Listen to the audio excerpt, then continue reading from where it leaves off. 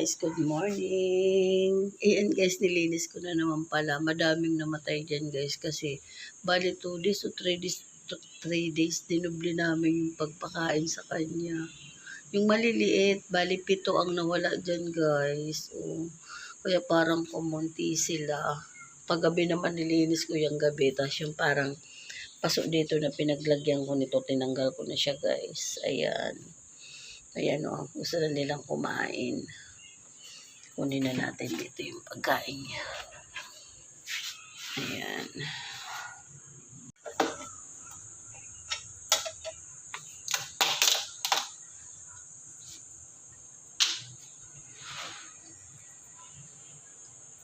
Ayan guys, tuwing umaga ko na lang talaga sila pakakainin.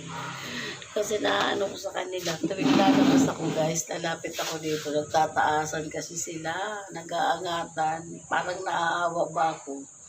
Kaya binibigyan ko ngayon, babalik ko sa dati guys na tuwing ano lang, tuwing umaga.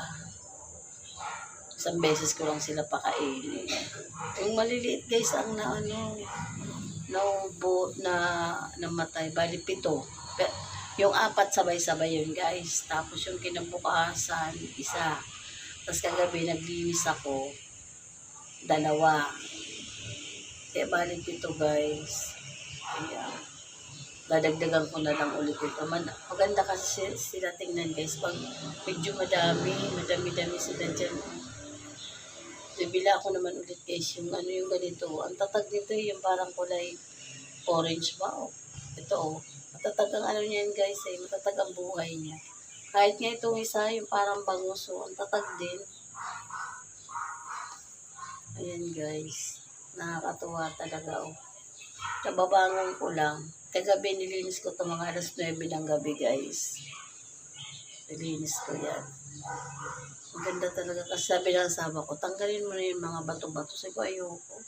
Ang ganda kasi tingnan pag may mga bato-bato. Ayan o, kala mo nasa dagat sila. Tapos itong dalawang halaman guys. Pinag-iipit ko lang dyan sa may mga bato-bato na yan. Nakakatuwa. Guys, si Beta, oh, ayan o. Pakainin ko rin siya. Ito guys, pakainin natin si... Ayan, konting-konti lang yung pinapakain ko si Beta. Ayan. Kain na siya. Nababaan na yung pagkain niya.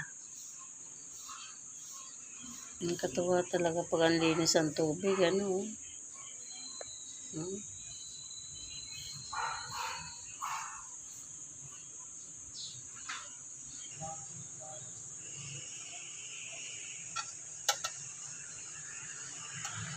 Pala guys, kinabit ko na yung oxygen nila. Oh.